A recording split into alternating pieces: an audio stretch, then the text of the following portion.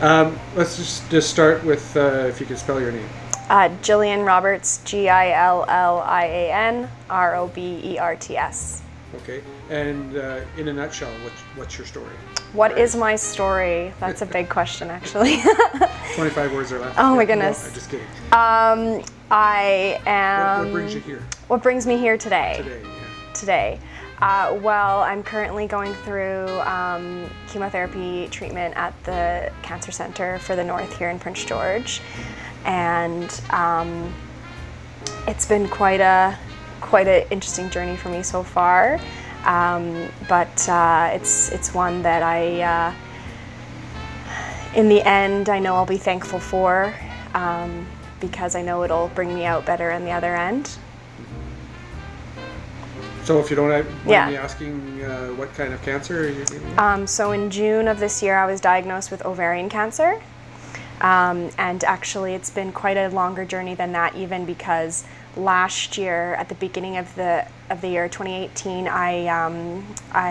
they discovered that I had a large ovarian tumor, and that one ended up being benign. I had it taken out. I had surgery. I did recovery. I went through the whole process of having abdominal surgery and recovering from it. Returned back to my life. Was ready to get back to training. I'm a triathlete, getting back to my life, being me again. And then this year, that all went downhill again, and they discovered that I had another ovarian tumor on my other ovary that wasn't taken out.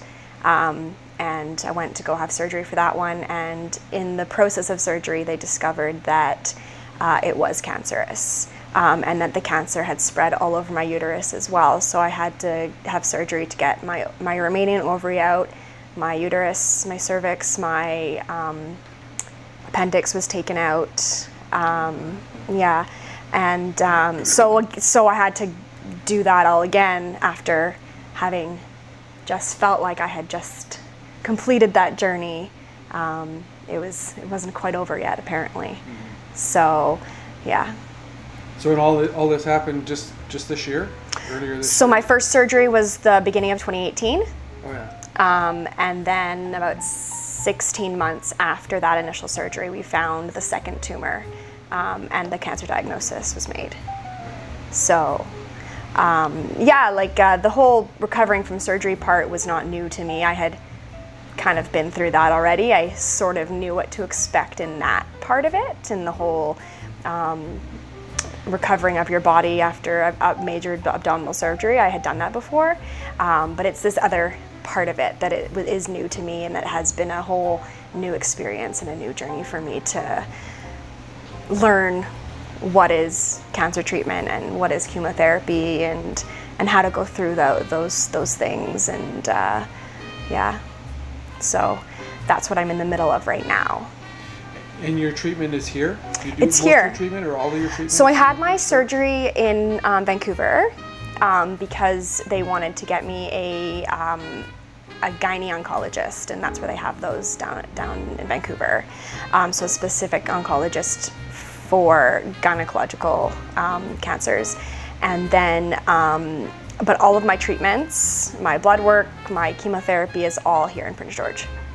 Yeah. So what has that meant to you? Like, you can imagine if you had To travel be here in down there Prince all the time, George, yeah. it makes it so much easier. I can't imagine having to go to Vancouver once a month, and then you'd have to have somewhere to stay, and someone would have to come with you. It would affect me, it would affect my family, it would just financially be challenging, just logistically be challenging for me to be able to go to the cancer center, which is minutes from my house, and spend a day there and get my treatment and go home at the end of the day and sleep in my own bed. Yeah.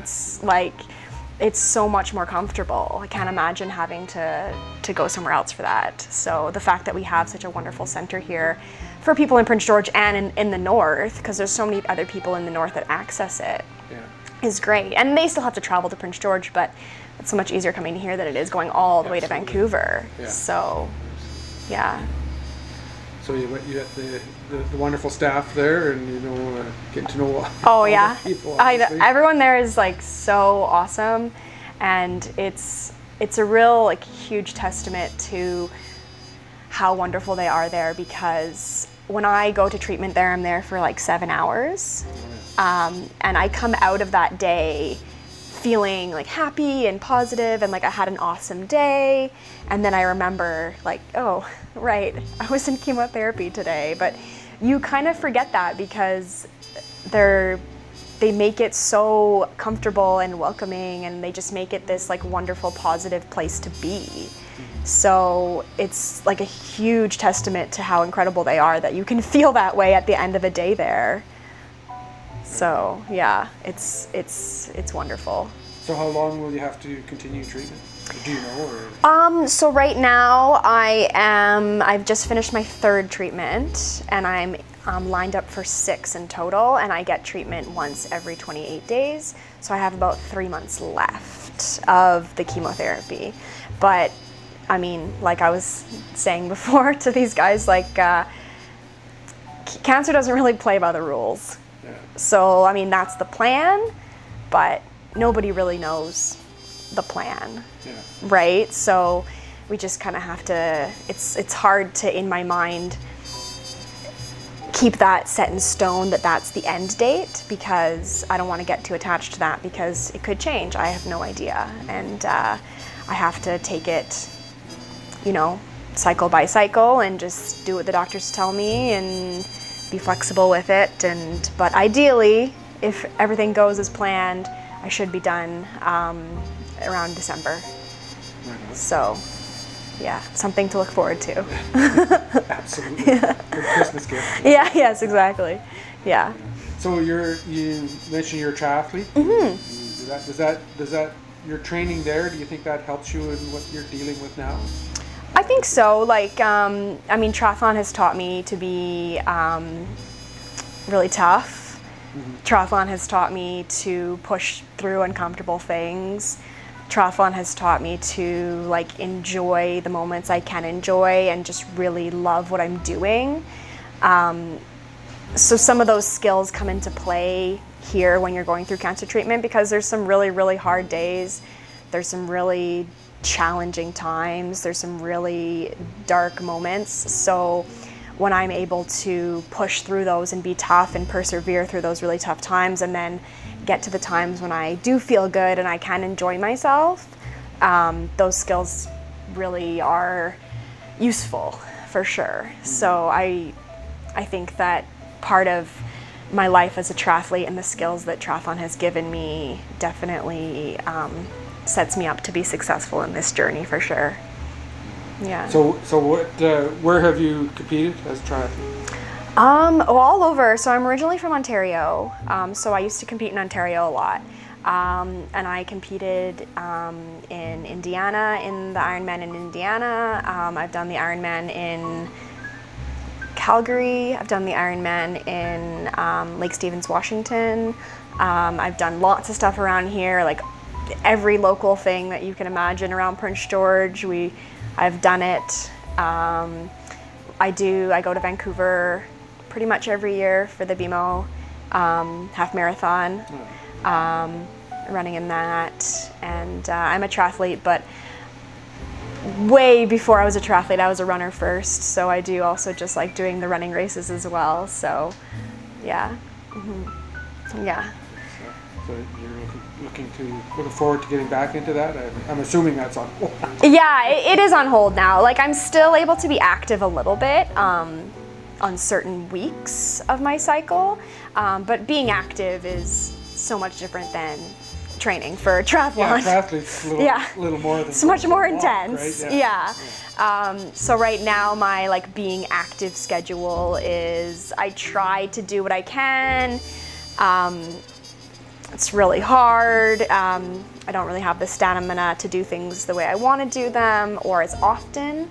And chemotherapy really attacks your red and white blood cells. So I'm really noticing when I like try to go for a run, I was like, oh my goodness, this is hard. Like, I don't have the normal like store of red blood cells that I normally do, so it's way more challenging. But right now, being active for me is just, it's something to keep me occupied. It's something that I can do that I like to do, right? It's because, or else my day right now is, it's not much. But if a day I can get out and go for a short run or a little bit of a bike around or go for a walk or do something active, it helps to keep me busy, and having fun and just enjoying myself as much as I can.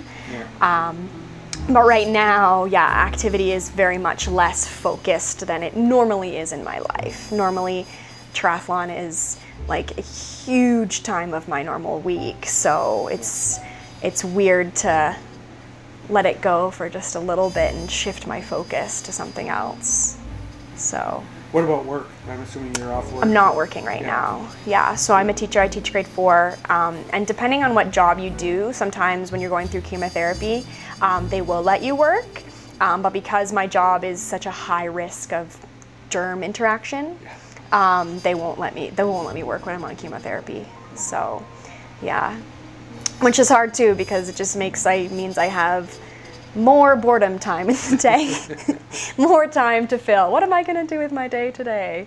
So, and I miss my job. Like, I love my job. I miss my coworkers. I miss my students. I had to leave them at the end of the year last year, 8 days early to go have surgery. And that was really hard because I couldn't fully tell them everything. I could only tell them like little bits of what was happening to me, because I didn't really know the whole story yet, so I couldn't share it with them, and they're 9, they don't need to know every detail. But that was hard because they legitimately cared and they legitimately wanted to know, but I couldn't tell them, so that was hard to like walk away from the end of the year. And yeah, so, but right now I'll either go back in January, or if I don't go back in January, I'll just come back next September. So I haven't quite figured exactly out yet, but my employer is very flexible with me and is willing to work with me to make it work. Yeah. What about family? This must be family support to go through all this? Definitely, yeah. So like I said, I'm from Ontario, so my parents live in Ontario. I've lived in Prince George now for 5 years. And my mom has been up to Prince George 3 times this year already. Once for the surgery, another time for a week period, and she's actually coming back in a couple weeks again. So that helps. That just helps us, because or else, like, I mean, I just got married, and that was hard to do under chemotherapy, so I really needed her for that extra time too. She came like early before the wedding because I needed help getting everything ready, so she helped with that. But just like if we didn't have her help every once in a while, it would be up to Tori, my husband, like to do everything all the time, and he's still working, and his work's been really good with him taking time off and working from home sometimes, but for him to have like, you know, all of the chores on his plate, it's a lot. Because there's some days where I can say help with stuff, but there's some days when I just can't. So for her to be there every once in a while just to help us with basic daily everyday stuff is really, really helpful. So, but it is hard to do this when your family lives, so far away. But my parents have been really flexible in coming here and visiting and being here for when we need them and stuff. And Tori's been like just amazing, because this is obviously really, really hard on him as well. But he's like never complained and just does what needs to be done, and is like obviously has a lot on his plate, but we always seem to make it work. And we have a lot of really great friends in Prince George as well who have stepped up and brought us meals or offered different services to help us out and with stuff like that too. So it's an awesome place that we live, that people are so wonderful. So